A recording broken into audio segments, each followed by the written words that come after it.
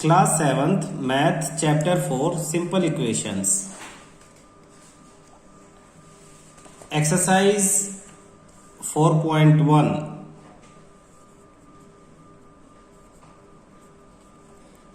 Complete the last column of the table. Question first. Complete the last column of the table. सबसे पहले table में serial number लिखा हुआ है 1, फिर एक इक्वेशन लिखी हुई है इक्वेशन क्या आपके फर्स्ट सीरियल नंबर पे इक्वेशन है x plus 3 equal to 0। Value वो कहता है कि x इक्वल टू 3, यानी इसमें इस इक्वेशन में इस x की जगह ये वाली वैल्यू आपको पुट करनी है। फिर कहता है say whether the equation is satisfied, say whether the equation is satisfied, yes या फिर नो, यही आंसर देना आपको इसमें। तो आप देखो, अगर आप इसमें रफली सोचो, अगर इसमें x की जगह 3 पुट करोगे तो ये क्या हो जाएगा। मैं जो भी रेड पेन से कर रहा हूं, सपोज वो रफ काम आपको अलग से पेपर पे करना है। आप इस x की जगह 3 लिखोगे प्लस 3 इक्वल टू क्या लिखा है 0, 6 इक्वल टू 0। क्या 6 इक्वल टू 0 होता है? नहीं होता, तो नो, सेटिस्फाई नहीं हुई। क्लियर। इसके बाद आपकी सेकंड पॉइंट, सेकंड इक्वेशन है x plus 3 equal to 0, x plus 3 equal to 0 और वैल्यू दी है x इक्वल टू 0। अब यहां पे x की जगह 0 पुट करके देखो तो 0 प्लस 3 इक्वल टू 0, यानी 0 प्लस 3 क्या हो जाएगा 3 equal to 0। Satisfied? No. 3 equal to 0 होता है? बिल्कुल नहीं होता, no, not satisfied. Third equation, third serial number पे इक्वेशन आपकी x plus 3 equal to 0, same वही इक्वेशन। अब x की वैल्यू दे दी उसने आपको -3। अब आप पुट करो इस x की जगह इक्वल टू 0 भी इसने लिखा हुआ है। अब आप x की जगह -3 लिख लो, -3 प्लस में 3 इक्वल टू 0। तो माइनस प्लस कैंसिल, 0 ही हो जाएगा। 0 इक्वल टू 0 तो सेटिस्फाई करता है? बिल्कुल करता है, यस। यानी अगर ये इक्वेशन है तो x की वैल्यू क्या है इसमें -3 रखने से 0 आ जाएगा। आसान है। फोर्थ पॉइंट,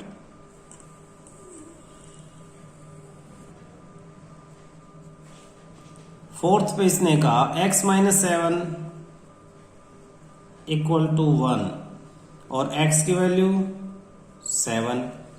तो खुद सोच के देखो, x की जगह आप 7 रखो, फिर उसके बाद क्या है -7 है इक्वल टू 1 है, 7 माइनस 7 0 इक्वल टू 1। क्या सेटिस्फाई हुआ?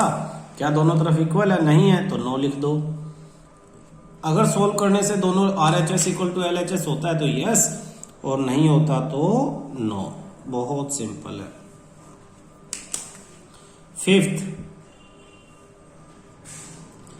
Equation x minus 7 equal to 1 और x की वैल्यू 8।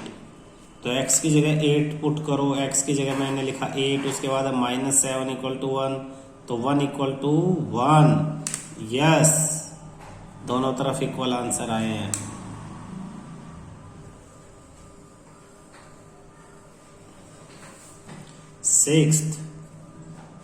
सिक्स्थ में उसने फिर कहा हमें क्या दिया है 5x इक्वल टू 25 और x की value 0। 5x is equal to 25, x की वैल्यू 0, तो 5x है यानी इनटू में x की वैल्यू तो 0 है इक्वल टू 25, लेकिन 5 इंटू 0 तो 0 होता है। तो क्या 0 इक्वल टू 25 होता है? नहीं होता, तो क्या लिखेंगे? नो। गुड।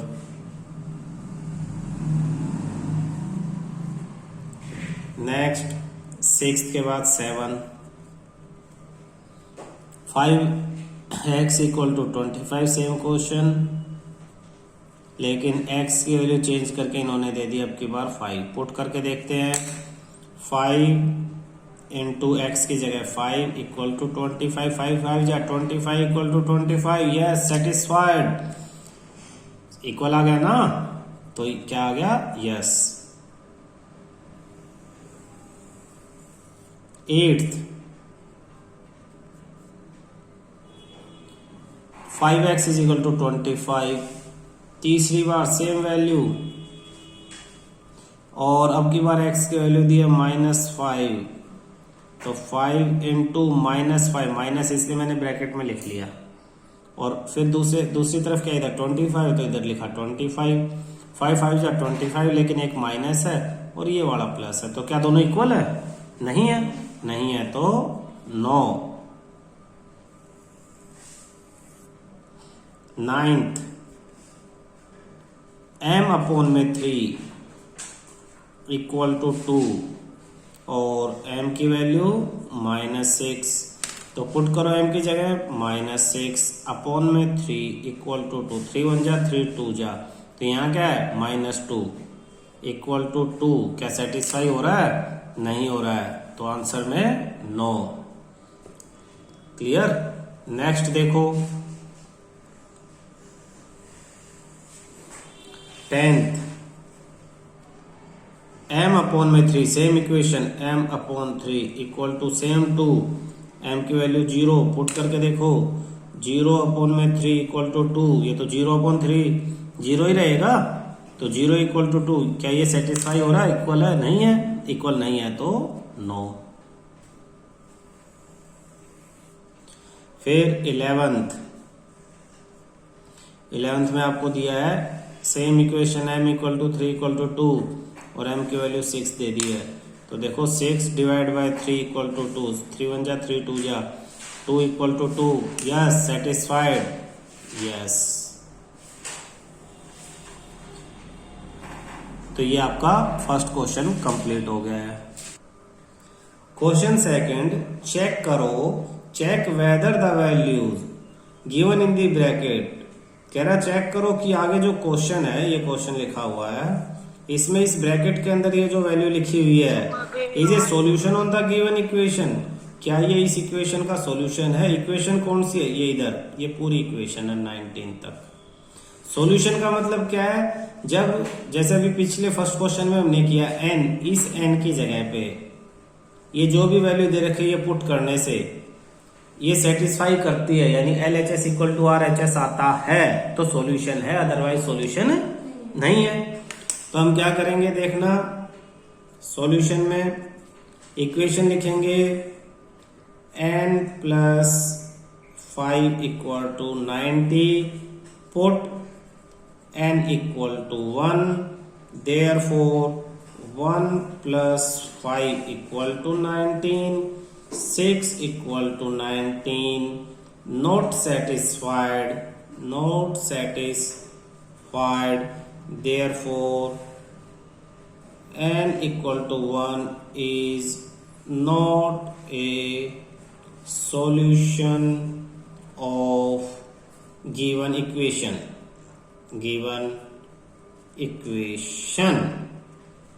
दोबारा समझो, n + 5 = 19 क्वेश्चन में दिया हुआ था, n = 1 ब्रैकेट में दिया हुआ था, हमने n की जगह 1 पुट किया, इक्वल टू के इधर 1 + 5 6 आया और उधर 19 है, ये दोनों इक्वल नहीं है, नॉट सेटिस्फाइड, तो ये इक्वेशन को सेटिस्फाई नहीं करता, इसीलिए n = 1 जो हमने पुट किया था वो इस गिवन इक्वेशन का सॉल्यूशन नहीं है।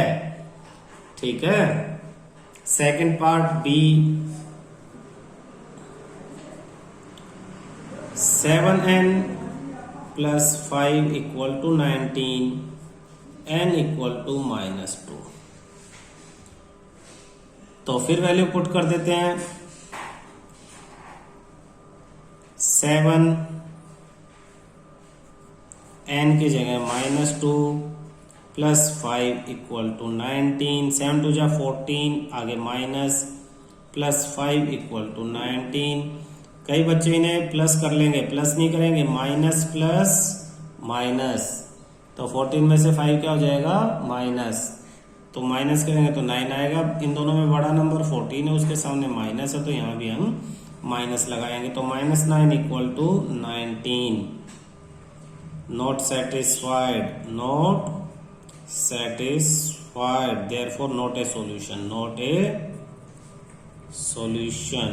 इतना ही लिख दो कि सॉल्यूशन नहीं है, या चाहो तो ऊपर वाले स्टेटमेंट जो लिखवाई थी पूरी उसी तरह से स्टेटमेंट लिख दो। सी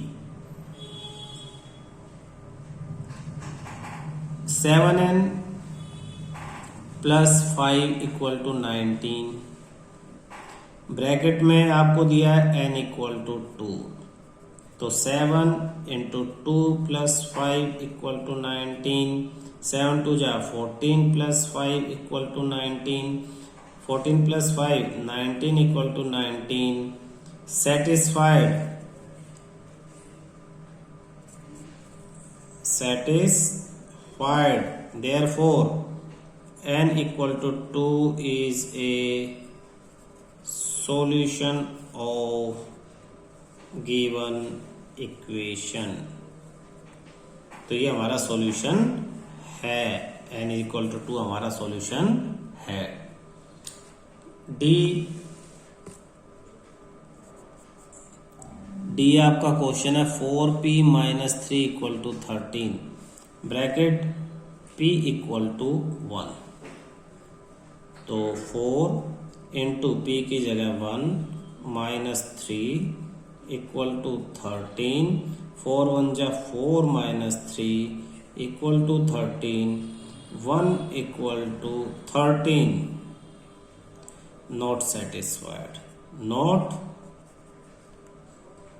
satisfied, therefore p = 1 is not a solution of given equation। D के बाद ई 4p - 3 = 13 एंड p = ब्रैकेट में p = -4, तो ये हो जाएगा 4 × -4 -3 = 13, 4 4 जा 16, साइन -3 = 13, माइनस माइनस प्लस यानी 19 साइन माइनस का ही = 13, इक्वल नहीं है ना, तो इसके आगे हम लिखेंगे not satisfied, therefore not a solution, not a solution, ये सॉल्यूशन नहीं है। क्लियर है। ई के बाद एफ के आपके पास 4p - 3 = 13 और p की वैल्यू क्या दे दी 0, तो 4 × 0 - 3 = 13, तो 4 × 0 0 - 3 = 13, -3 = 13, not satisfied, not satisfied, therefore not a solution, not a solution, therefore ये solution नहीं है इस इक्वेशन का। Question third, solve the following equations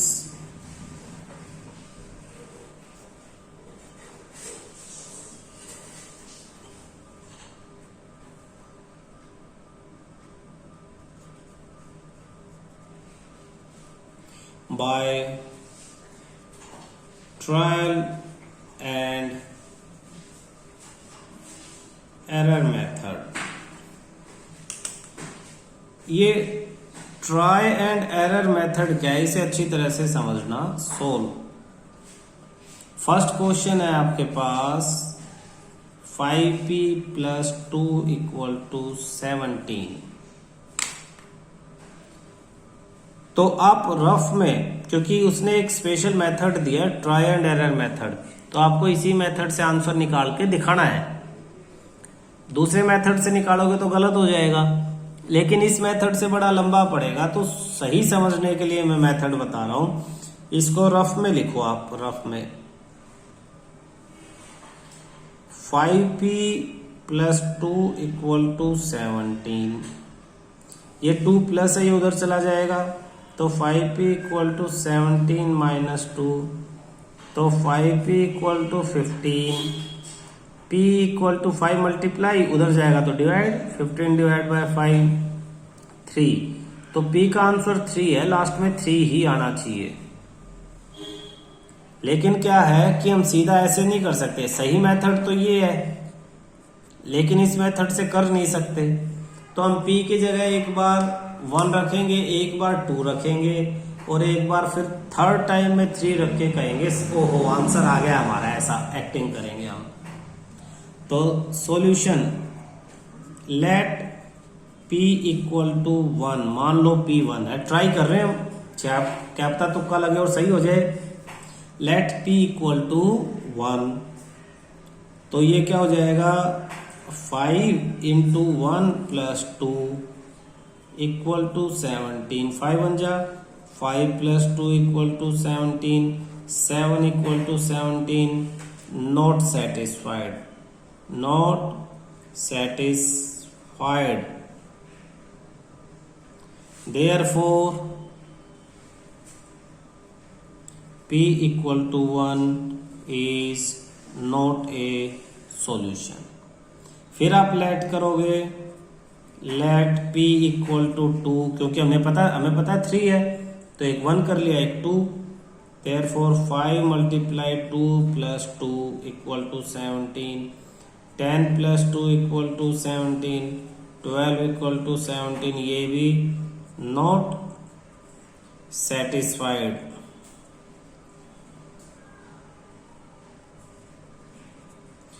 Therefore, p equal to 2 is not a solution, ये भी सॉल्यूशन नहीं है।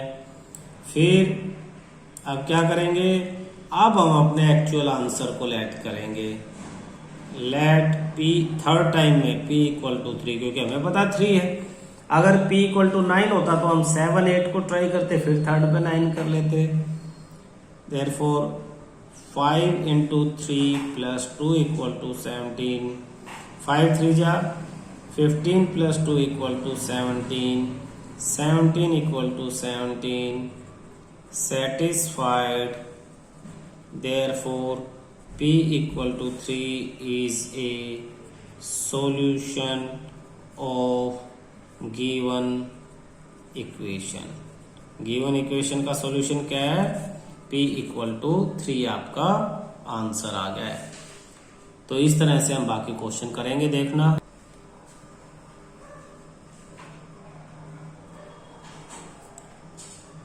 Three m minus 14 equal to 4।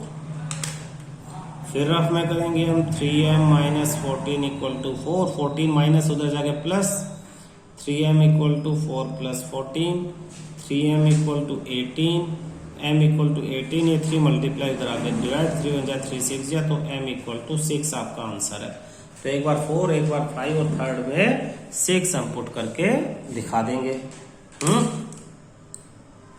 तो देखो solution, let m equal to 4, therefore 3 into 4 minus 14 equal to 4, 12 minus 14 equal to 4, minus 2 equal to 4, 9, सीधा सीधा 9 लिख दो। फिर let m equal to 5, therefore 3 into 5 minus 14, 15 minus 14, 1 equal to 4, 9, ये भी equal नहीं है। थर्ड पे चेक करते हैं, let m equal to 6, 3 into 6, equation क्या थी 3m यानी 3 इंटू 6, माइनस 14 इक्वल टू 4, 3 6 जा 18 minus 14 equal to 4, 4 equal to 4, yes therefore m equal to 6 is a solution of given equation. तो ये आपका आंसर है। फोर्थ क्वेश्चन कहता है write equation for the following statement. इस स्टेटमेंट के लिए आप इक्वेशन लिखो। स्टेटमेंट क्या है? The sum of number x and 4 is 9। अच्छी तरह से समझना, मैं इसे कुछ स्पेशल समझा रहा हूं इसमें क्वेश्चन 4 में। देखो जैसे क्वेश्चन 4 में लिखा हुआ है the sum of numbers x and 4 is 9। इसके स्टेट इक्वेशन लिखनी है तो x की जगह तो x, ये जो एंड है ना दो नंबर्स के बीच में एंड और इज, तो एंड की जगह वो ही आएगा जो पहले सिंबल लिखा हुआ है। तो सम लिखा हुआ तो एंड की जगह प्लस आ जाएगा और इज की जगह हमेशा इक्वल आएगा। इज, आर, एम, वाज, वर, ये सब इन सब की जगह इक्वल आएगा मैथ में। तो इसका आंसर क्या हो जाएगा? इसका आंसर हो जाएगा x प्लस 4 इक्वल टू 9। आसान है। सेकंड पार्ट देखो, सेकंड पार्ट है 2 सब्ट्रैक्टेड फ्रॉम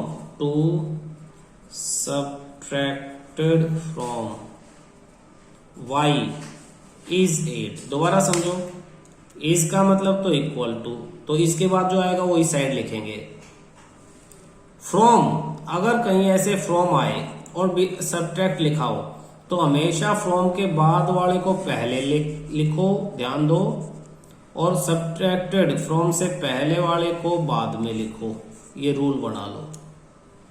तो 2 सब्ट्रैक्टेड फ्रॉम y,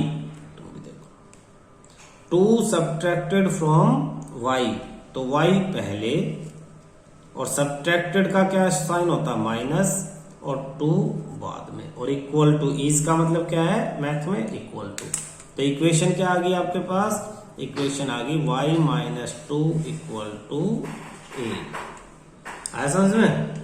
थर्ड, ये बेसिक मैथ है, सबको आना चाहिए बेटा। थर्ड है 10 times a is 70।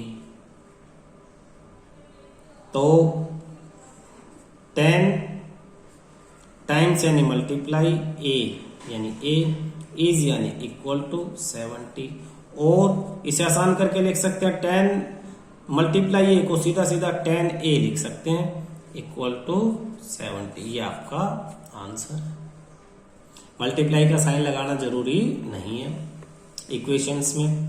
Fourth statement है द नंबर b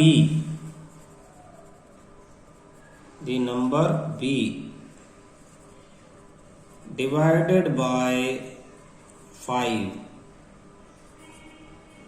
gives 6। तो सॉल्यूशन नंबर b ये वाला डिवाइडेड बाय 5 यानी b ऊपर, डिवाइड का sign by 5 gives equal to 6। Gives का मतलब भी 6 होता है, ध्यान रखना। अब इसे ऐसे भी लिख लो और डिवाइड को नीचे भी तो लिख सकते हैं, b divide by 5 equal to 6। ये भी आपका आंसर है। फिफ्थ,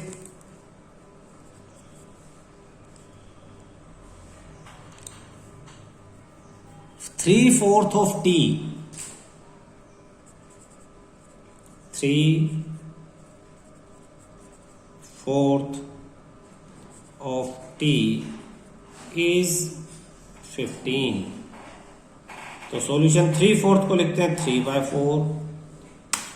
ऑफ का मीनिंग होता है मल्टीप्लाई, 3/4 ऑफ यानी मल्टीप्लाई t, इज तो तुम्हें पता ही है इक्वल टू 15। और मल्टीप्लाई के साइन को गायब करके क्या कर सकते हैं, 3t/4 इक्वल टू 15। ऐसे भी लिख सकते हैं, तो ये भी आपका आंसर है, ये भी आपका आंसर है। सिक्स्थ,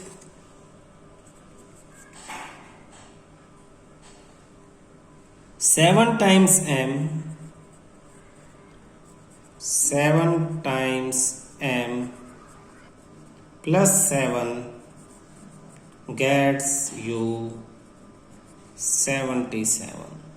तो 7 यानी ये, टाइम्स यानी multiply, m plus symbol 7 gets यानी इक्वल टू 77, और 7 मल्टीप्लाई m को 7m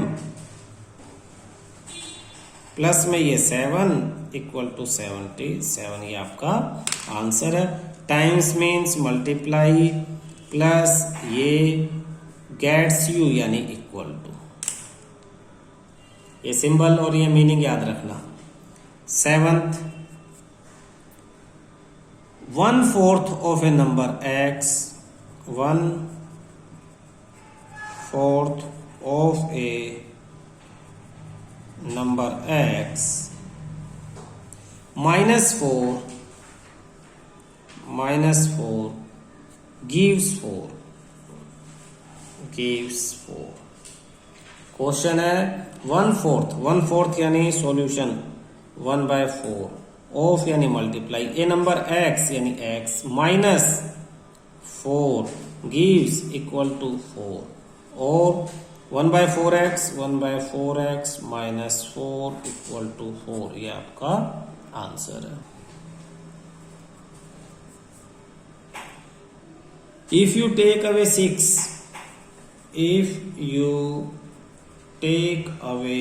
6 from 6 times y, you get 60,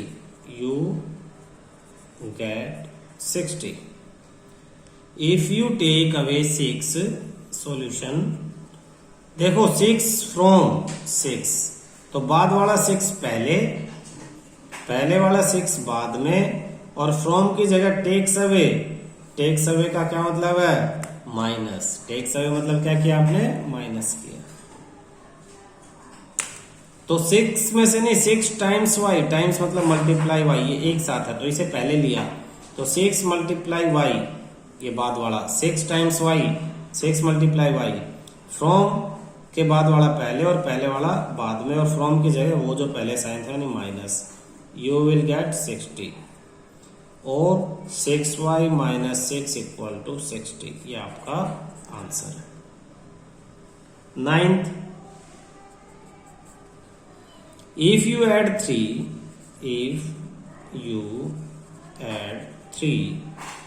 to 1/3 of z, you get 30। If you add 3 to किसमें, 1/3 of z, तो 1/3 of z को कैसे लिखेंगे, 1/3z, 1/3 of z, 1/3 multiply z यानी 1/3z। If you add 3 यानी plus में 3, you get 30, ये आपका आंसर है। क्लियर है?